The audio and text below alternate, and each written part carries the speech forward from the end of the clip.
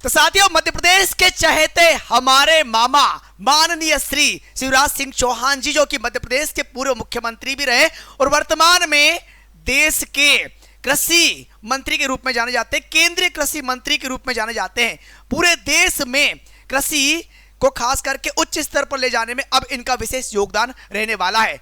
लेकिन यहां पर मेन बात यह आती है कि जिस प्रकार से इनका संबंध मध्य प्रदेश से और मध्य प्रदेश के युवाओं के लिए, मध्य प्रदेश की बेटियों के लिए, मध्य प्रदेश की बहनों के लिए, मध्य प्रदेश के वृद्धों के लिए जो योजनाएं इन्होंने प्रारंभ की और उन योजनाओं के माध्यम से जिस प्रकार से मध्य प्रदेश की जनता लाभान्वित हो रही है, इन्होंने अभी भी अपनी जो कृपा दृष्टि है उसे कम नहीं किया।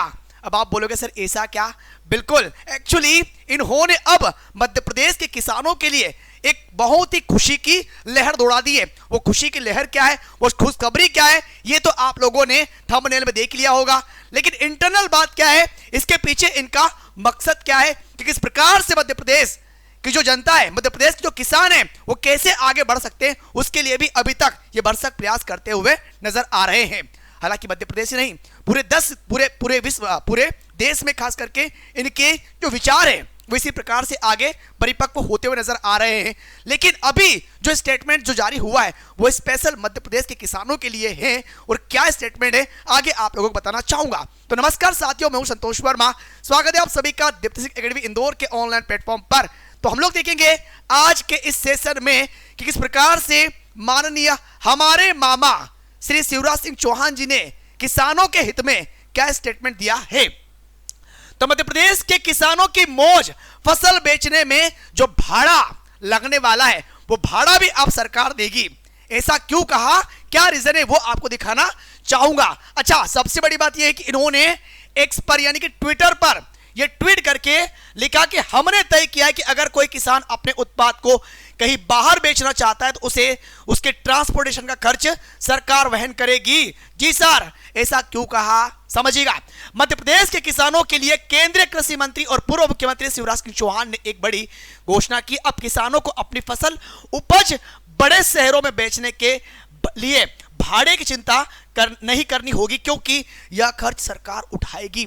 ऐसा क्यों इन्होंने कहा? क्योंकि वर्तमान में देश के केंद्रीय कृषि मंत्री शिवराज सिंह चौहान जी ये दिल्ली में बैठे हुए हैं। अब दिल्ली में इन्हें पता है कि जब दिल्ली में जाएंगे तो दिल्ली में अगर आप देखोगे, किसकी बात करेंगे, दिल्ली में अगर टमाटर की बात इन्होंने की थी तो भाई साहब इन्होंने ये कहा कि शिवराज सिंह चौहान ने एग्जाम्पल देते हुए ये कहा कि मध्य प्रदेश में टमाटर 2 रुपए किलो बिक रहा, जबकि दिल्ली मुंबई में यही टमाटर 50 रुपए किलो बिक रहा है। तो मेन पर्पस क्या होता है कि मध्य प्रदेश के किसान अगर दिल्ली जाकर के टमाटर बेचेंगे या फिर बड़े शहरों में जाकर टमाटर बेचेंगे तो डेफिनेटली उनको एक उचित मूल्य मिलेगा। अब वो किस बात को लेकर, किसान किस बात को लेकर संशय में रहते हैं कि अगर बड़े शहरों में जाएंगे तो ट्रांसपोर्टेशन काफी खर्चा हो जाएगा।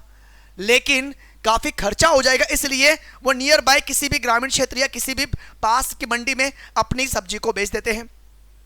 अब वही बात यहां पर एग्जाम्पल के तौर पर आपको देखने को मिल गई कि अगर इसमें और इसमें जो अंतर है, अगर ट्रांसपोर्टेशन का चार्ज सरकार दे देगी तो डेफिनेटली भाई इन्हें यह मूल्य मिल जाएगा, और अगर यह मूल्य मिल जाता है तो किसानों की तो बल्ले बल्ले हो जाएगी।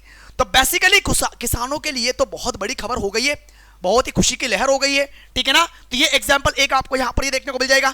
सेकंड पॉइंट ये भी आता है, इन्होंने ये भी कहा कि एमएसपी पर खरीदी जाएगी पूरी फसल, और कृषि मंत्री शिवराज सिंह चौहान जी ने यह भी ऐलान किया कि तुवर, मसूर और उड़द की पूरी पैदावार न्यूनतम समर्थन मूल्य एमएसपी पर खरीदी जाएगी। उन्होंने कहा कि अब किसानों की पूरी फसल का एक एक दाना सरकार खरीदेगी, जिससे कि किसानों को उचित मूल्य मिलने की गारंटी होगी।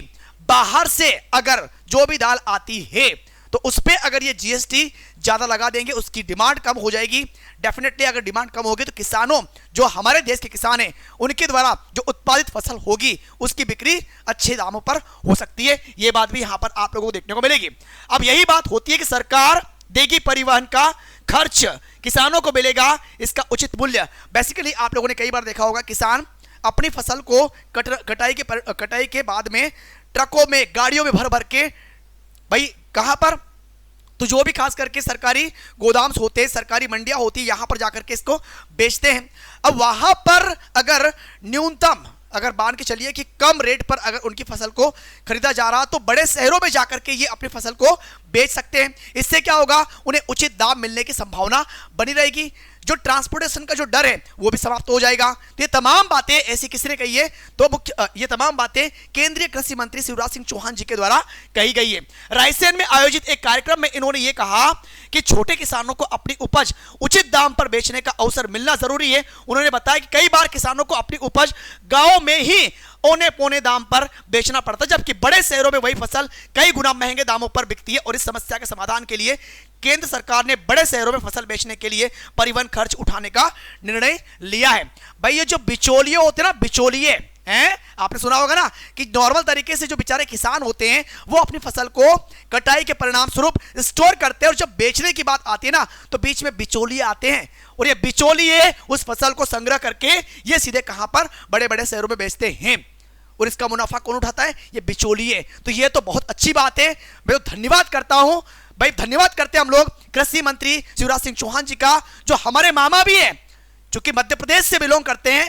तो हमारे मामा ने जिस प्रकार का जो फैसला लिया है वो फैसला वास्तविकता में सराहनीय है, और सारे किसान भाई उन्हें दुआएं देंगे कि रियलिटी में आपने कुछ काम किया है और करते हुए आ रहे हैं, और आगे भी इसी प्रकार से काम करते रहेंगे। लेकिन फिलहाल इस प्रकार के स्टेटमेंट से और इस प्रकार के निर्णय से आप कितना खुश है, ये अपनी राय, अपने विचार कमेंट सेक्शन में लिखने का प्रयास जरूर करिएगा। और इसी प्रकार की वीडियोस को देखने के लिए दीप्ति सिंह एकेडमी के चैनल को सब्सक्राइब करना मत भूलना। तो हम लोग आगे मिलेंगे एक नए वीडियो में एक नई जानकारी के साथ में। सो अभी के लिए बहुत बहुत धन्यवाद। Thank you. जय हिंद, जय भारत।